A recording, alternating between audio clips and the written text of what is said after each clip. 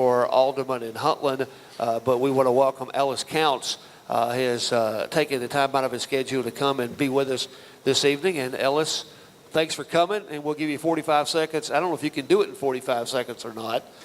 You might take a little longer to tell us a little bit about who you are.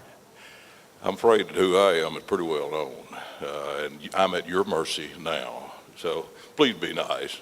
I was privileged to have been in county all my life, since 1986 in the city limits of Huntland, raised right up the road. I'm privileged to have been married for 45 years. I have 3 wonderful sons, 2 with the Lord and 1 still with me, and grandchildren of whom I'm very proud. But I also served and was privileged to serve for since 1973 for the school system, 18 years right here, and not in this building obviously, but at the old school for 14 and 4 here. In that capacity, I was privileged to help some people make it through high school. Had some in just, well, my second year here, a young man came back from 2 years in Afghanistan jumping out of helicopters. He'd had some problems in high school.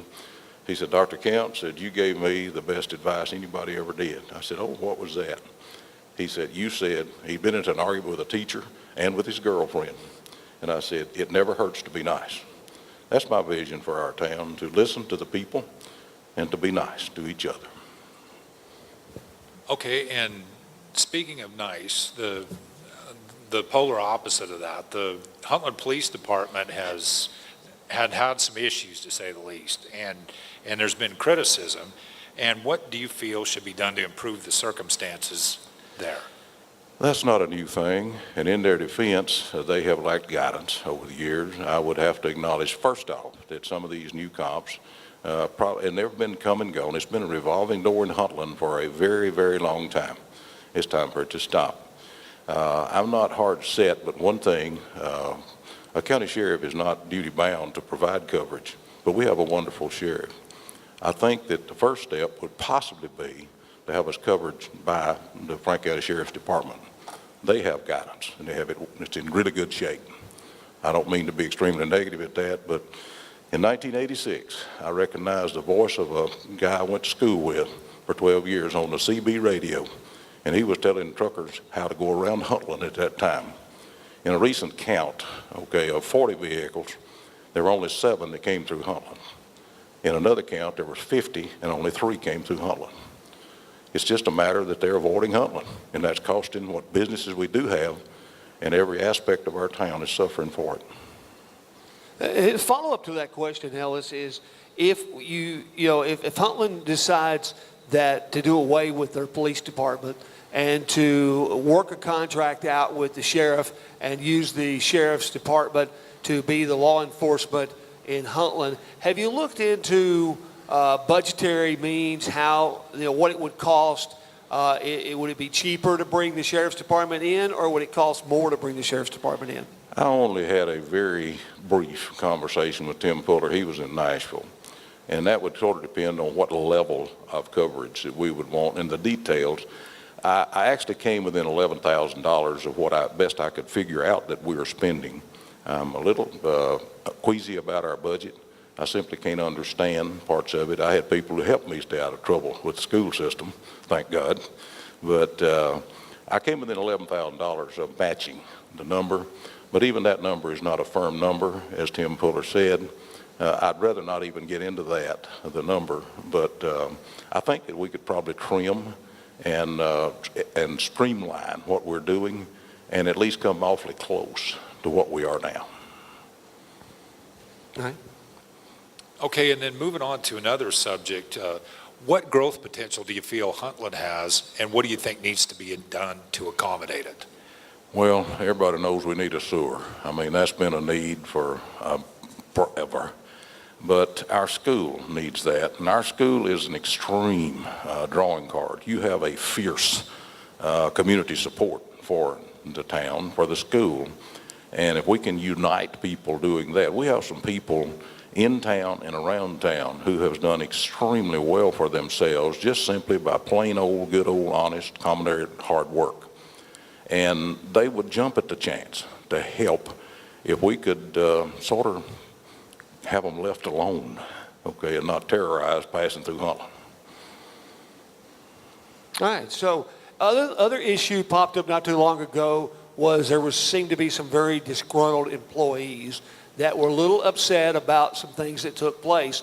How do you feel about the employees, and what do you think needs to be done to retain the best employees for Huntland? I hate to be narrow-minded, but I really feel like that we need to be looking in Huntland for Huntland. Somebody's been there for 20 years is probably going to be there 20 years from now. If there's someone qualified, now I don't say that you should unequivocally exclude someone else, but if we can start at home and keep at home and facilitate, the bottom line is some people don't want to come to work in Huntland because they're afraid of being terrorized and targeted in Huntland. And that needs to stop. It's not fair. It's not right. But in other words, to answer your question, we need to develop some policies, okay, and to implement some things. But basically, we just need to listen. We don't need people to have to get up a petition in order to be heard, okay? They just need to be heard by our board. Now, on defense, I've cautioned a couple of them, and I love them. They're sitting right there. Be careful how you come at the board. I mean, try to come at us in a nice way. But it's hard to be nice when you haven't been listened to at all. And I understand that. That's why. I mean, what do you think we need to do to retain these employees if we find good employees? Well, we're a small town America, and we have the same problems everybody else has, specifically in our police department. We can't pay them enough. But that is not all that people work for. There are people who love Huntland enough to come to work in Huntland and to stay there and work for that reason if they're treated with respect and dignity, if we have policies and we try to pay them the best we can with what we have. And we have some people, one aspect of things, an opportunity in Huntland is rental property and houses. I've had 3 individuals to come to me wanting to buy or rent a house in Huntland just so they could be sure to get to go to Huntland School. That's a wide open opportunity. We have lots of places like that. We have some people in town, some outstanding businessmen, and I'd probably like to call their names. You probably rather I shouldn't do that, but who have invested in Huntland and are going to continue to invest. And what we need to do is make it to where the traffic count comes through our town to facilitate their financial efforts. Okay, and moving along, in what ways would you make yourself more accessible to your constituents? I'm sorry, I didn't understand you. In what way would you make yourself more accessible to your constituents? Make the city more accessible? You. Oh, me? You personally. Interaction with the people who live there and support. I've had people wearing me out, okay? So you don't need to be more accessible. You're too accessible is what you're saying. No, I wouldn't say that either. No, down at my son and I weighed trucks and measured drawbars at tractor pull. I had people coming by encouraging me, and that was really a good pat on the back from good people goes a long ways. On my little flyer, I have my cell number and my email, and everybody knows where I live. I live right on Alabama Street in Huntland. I've also been out there with my boots on the ground in the mud in Huntland. I've ridden a garbage truck, and I'm proud of that. Dr. Ellis Counts rode the garbage truck and was really proud to have done that. We were short a man. One of the men broke his arm. One's dad died. So I had a CDL in my pocket. I still do. I rode the garbage truck, and I met lots of people. There's one longtime friend said something like, well, Ellis, they finally found something you can do. And he was right. So a side note to that question, Ellis, would you recommend that other aldermen in Huntland maybe walk in that same shoe at least for a few days with some of these departments and actually get out there and be with them to know more about what goes on in those departments? That's a no-brainer, Al. Okay, absolutely. Okay, and I can tell you that we have some hard-working men in Huntland. Should it be a requirement that they have to? Maybe I put it that way. Should it be a requirement? I would assume that we could turn to you and your colleague there to enforce that. Yes, sir, it'd be a good idea.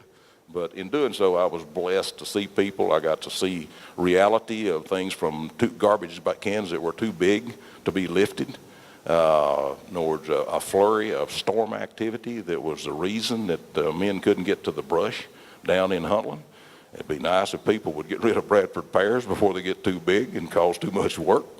But it was easy to see the flooding. And I've seen one of our new maintenance men going around with a backhoe and a shovel cleaning out drains. That's a step in the right direction. We have budgeted, we have a plan to start cleaning drains, but that's just a start. But we have some really good people. We just need to say, hey, would you help out? We've got a certain amount of money. Would you work at this till we use that up? And give us our money's worth and be fair to us. And I think we have good people who will do just that. Okay, I think that's it. Is there anything you want to add that we may not have asked? No, I'd just like to thank y'all for having this forum. Thank this school for allowing us to be here.